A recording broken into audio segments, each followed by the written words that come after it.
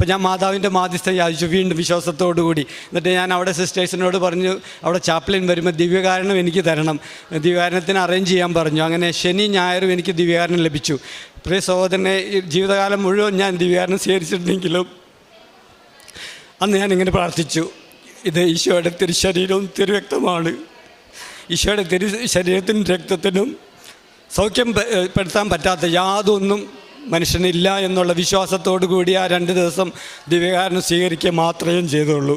വീണ്ടും അത്ഭുതം. 2 ദിവസം കഴിഞ്ഞ് ഡിസ്ചാർജ് ചെയ്യേണ്ട സമയമായപ്പോഴേക്കും ഇത് ചുരുങ്ങി നോർമലായി. ഡോക്ടേഴ്സിന് പോലും അവർക്ക് വളരെ അത്ഭുതമാണ്.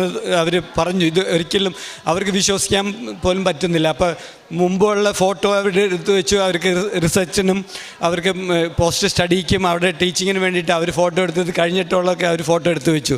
അപ്പോൾ ഈ 3 വലിയ അത്ഭുതം മാതാവിൻ്റെ മധ്യസ്ഥതയാൽ ദിവ്യകാരുണ്യനാഥൻ്റെ കരുണയാൽ